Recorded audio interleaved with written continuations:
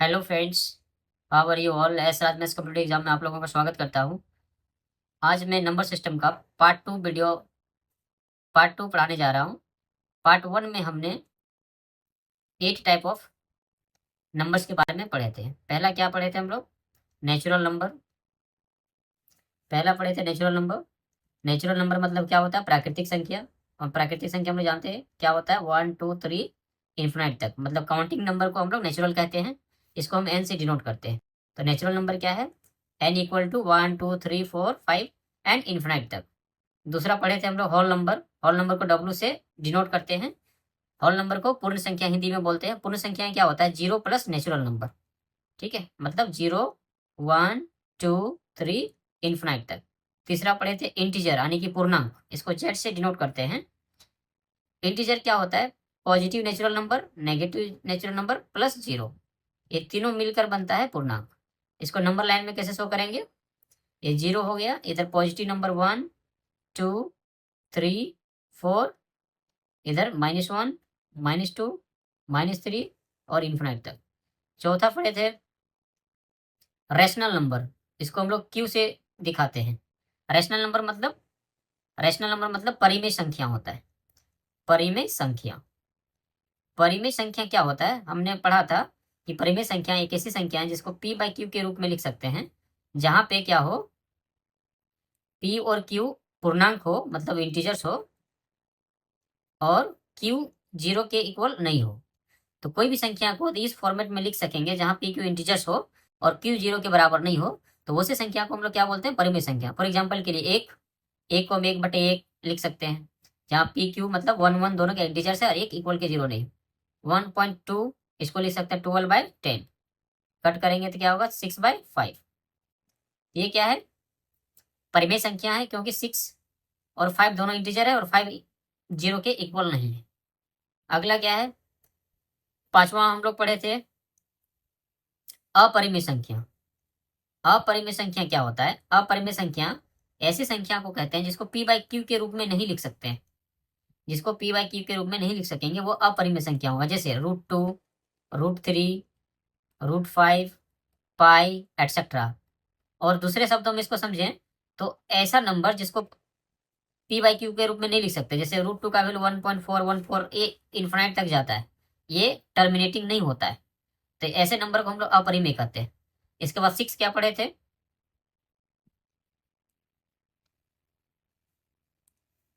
6 पढ़े थे imaginary number.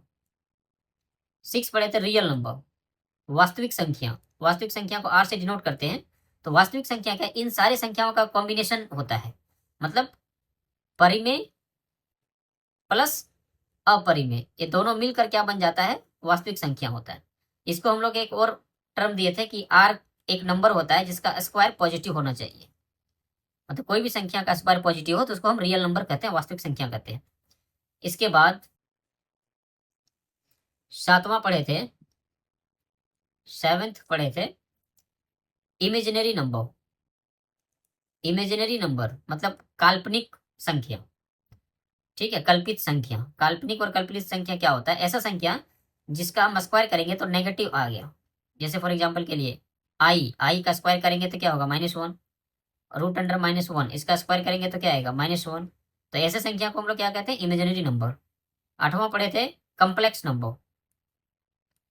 Complex number पढ़े थे कि कोई भी संख्या को a + ib के रूप में लिख सकें, तो ऐसे संख्या को क्या कहते हैं? Complex number. तो ये टोटल 8 नंबर हम लोग पढ़े थे। तो आज इस वीडियो में हम लोग 9वां नंबर से पढ़ेंगे। तो 9वां नंबर क्या? प्राइम नंबर, अभाज्य संख्या। बहुत ही इंपॉर्टेंट क्वेश्चन इससे आता है। अभाज्य संख्या क्या होता है? तो अभाज्य संख्या बड़ी, a prime number is a number that has exactly 2 factors. मतलब ऐसी संख्या जिसका सिर्फ 2 गुणनखंड हो, सिर्फ 2 गुणनखंड हो। अब बताओ एक का कितना गुणनखंड है? एक का सिर्फ एक गुणनखंड है, इसलिए एक प्राइम नंबर नहीं है। दो प्राइम नंबर है या नहीं है? क्योंकि दो एक से भागा जा रहा है और दो से भागा जा रहा है, दो नंबर से भागा जा रहा है, तो सिर्फ दो फैक्टर हो उसी को प्राइम कहते हैं। तीन प्राइम नंबर है या नहीं है? तीन एक और तीन से जाता है, मतलब सिर्फ दो ही फैक्टर है, इसलिए ये भी प्राइम नंबर है। चार प्राइम नंबर है या नहीं है? ये एक से भी भागा जाता है, दो भी से भी जाता है और चार से भी जाता है, मतलब इसका तीन फैक्टर्स हो जा रहे हैं। कितने फैक्टर हो जा रहे हैं? कितने गुणनखंड हो जा रहे हैं? तीन, इसलिए ये प्राइम नंबर नहीं हो सकता है। ठीक है, तो सबसे छोटी प्राइम नंबर क्या है? 2 है। सबसे छोटी प्राइम नंबर 2 है। ये क्वेश्चन में कितना बार डायरेक्ट क्वेश्चन पूछा गया, ठीक है। कहीं सभी को लगेगा कि 2 है तो ये इवेंट नंबर या प्राइम नहीं हो सकता है, लेकिन सबसे छोटा प्राइम नंबर अभाज्य संख्या 2 ही होता है, ठीक है। अगला क्या है, कंपोजिट नंबर। कंपोजिट मतलब संयोज्य संख्या। कंपोजिट नंबर से भी क्वेश्चन पूछा जा चुका है। कंपोजिट नंबर क्या होता है, देखो, a composite number is a number that has more than 2 factors, ठीक है। ऐसे संख्या जिसका 2 से ज्यादा गुणनखंड हो, ठीक है, जिसका क्या हो, 2 से ज्यादा गुणनखंड हो, उसको क्या कहते हैं, कंपोजिट नंबर। तब बोलो पहला कंपोजिट नंबर क्या होगा, 1 होगा? नहीं। क्यों? क्योंकि 1 का सिर्फ एक गुणनखंड है, इसलिए नहीं होगा। 2 कंपोजिट नंबर होगा? नहीं। क्यों? क्योंकि 2 का सिर्फ 2 ही फैक्टर है, तो नहीं होगा। 3 कंपोजिट नंबर होगा? नहीं होगा। क्यों? क्योंकि 3 का सिर्फ 2 ही फैक्टर्स है, इसलिए ये भी नहीं होगा। 4 कंपोजिट नंबर होगा? यस, क्योंकि 4 का 3 फैक्टर है कम से कम, 1, 2 और 4, इसलिए 4 पहला कंपोजिट नंबर होता है। ये भी डायरेक्ट एग्जाम में पूछा जा चुका है। तो what is the first composite number? Answer will be 4। What is first prime number? Answer will be 2। 1 is what? तीसरा क्वेश्चन ऐसा पूछा जाता है, 1 क्या है? 1 प्राइम नंबर है या कंपोजिट नंबर? 1 कुछ भी नहीं है, ना ही प्राइम नंबर के कैटेगरी में आता है, ना ही कंपोजिट नंबर के कैटेगरी में। क्यों? प्राइम नंबर के लिए उसको 2 फैक्टर होना चाहिए, इसका नहीं है। कंपोजिट नंबर होने के लिए 3 फैक्टर होना चाहिए, वो भी नहीं है, ठीक है। तो ये 3 क्वेश्चन यहाँ बन रहा है। 1 is neither prime number nor, इसको मैं एक पेज में लिख लेता हूँ। तो वीवीआई क्वेश्चन क्या बन जाएगा, 1 is neither prime nor composite. एक इंपॉर्टेंट क्वेश्चन आपके लिए बन गया। दूसरा, 2 is the first prime number, the first prime number, ये भी पूछा जाता है। The first prime number and the only prime number which is even, which is even. मतलब 2 एक ऐसा संख्या है, 2 जो है पहला प्राइम संख्या है, और एक ऐसा ही प्राइम संख्या जो इवन है, बाकी सब इवन संख्या प्राइम नंबर नहीं है। 4 पहला कंपोजिट नंबर है, कंपोजिट नंबर, ठीक है। 11th नंबर है को प्राइम नंबर। को प्राइम मतलब परस्पर अभाज्य संख्या, यार इसको एक और बोलते हैं सह अभाज्य संख्या। सह अभाज्य संख्या, सह अभाज्य संख्या क्या है? सह अभाज्य संख्या मतलब the two numbers are called co-prime numbers if their greatest common divisor is 1। या ऐसा बोल सकते हैं कि ऐसे 2 नंबर जिसका HCF 1 हो। HCF मतलब क्या होता है? महत्तम समापवर्तक, ठीक है। जैसे एग्जांपल के लिए 2 3 का HCF निकालेंगे, ठीक है। इसको क्या बोलते हैं? मस, महत्तम समापवर्तक। तो 2 3 का मस क्या आएगा? 1। तो ऐसे 2 नंबर का पेयर जोड़ा जिसका HCF या मस 1 हो, HCF या मस 1 हो, उसे नंबर को हम क्या कहेंगे? को प्राइम नंबर, ठीक है। को प्राइम नंबर मतलब जरूरी नहीं कि दोनों नंबर को प्राइम होना चाहिए, प्राइम होना चाहिए। फॉर एग्जांपल के लिए 4 7, अब बोलो 4 प्राइम नंबर है? नहीं है। 7 प्राइम नंबर है? हाँ है। लेकिन ये दोनों मिलकर क्या बन गया? दोनों का मस निकालेंगे तो क्या आएगा? मस 1 आएगा, इसलिए क्या है? को प्राइम नंबर बन जाएगा। तो को प्राइम नंबर का मतलब नहीं कि ये दोनों नंबर जो पेयर है वो दोनों प्राइम होना चाहिए। को प्राइम नंबर का मतलब है ऐसे नंबर का जोड़ा जिसका मस या HCF 1 हो, उसे जोड़े को हम क्या बोलेंगे? को प्राइम नंबर। ये जो टॉपिक है बहुत ही इंपॉर्टेंट है, इससे इसी से रिलेटेड आपको सारे कॉम्पिटिटिव एग्जाम में बहुत सारे क्वेश्चन मिलेंगे।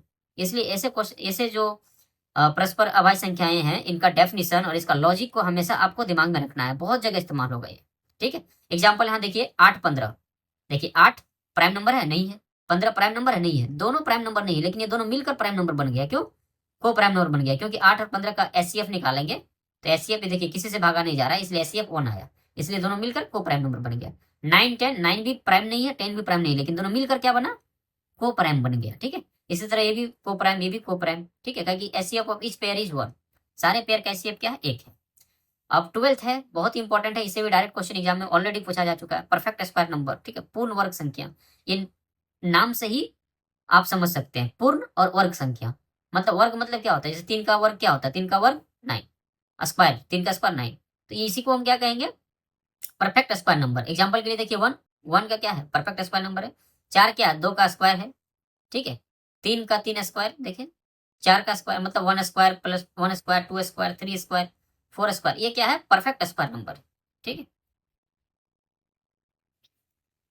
लास्ट 13वां है परफेक्ट नंबर। 13वां क्या है? परफेक्ट नंबर, इसको बोलते हैं पूर्ण संख्या। पूर्ण संख्या क्या देखिए, a perfect number is a positive integer. Positive integer, integer मतलब क्या होता है? 1 2 3 4 ये सारे क्या है? जीरो से लेकर ये सब क्या है? पॉजिटिव इंटीजर है। नेगेटिव इंटीजर -1 -2 ये नेगेटिव इंटीजर है। तो बोला perfect number is a positive integer, मतलब 0 1 2 इसमें से परफेक्ट नंबर आएगा that is equal to the sum of its proper factors. मतलब इसका जो फैक्टर्स आएंगे, कोई भी नंबर उसका फैक्टर का जब सम करेंगे तो उस नंबर के इक्वल होना चाहिए। ठीक है, प्रॉपर फैक्टर्स मतलब explaining the number itself. Proper factors क्या होता है? जैसे चार, चार का फैक्टर क्या है? चार एक से भी भागा जा रहा है, दो से भी भागा जा रहा है और चार से भी भागा जा रहा है। तो प्रॉपर फैक्टर किसको कहते हैं? उचित गुणनखंड किसको कहते हैं? मतलब एक और दो प्रॉपर फैक्टर कहलाएगा और चार इम्प्रॉपर फैक्टर। ठीक है, ये प्रॉपर फैक्टर। प्रॉपर फैक्टर मतलब वो सारा फैक्टर खुद को छोड़ के, जैसे 10 10 से भागा जाता है तो 10 10 का प्रॉपर फैक्टर नहीं होगा। चार का फैक्टर क्या हुआ? 1 2 4, ये सारे फैक्टर्स हैं। ठीक है, ये सारे गुणनखंड हैं।